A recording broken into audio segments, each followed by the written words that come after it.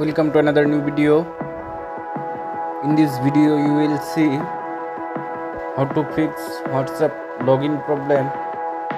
Please follow complete the process.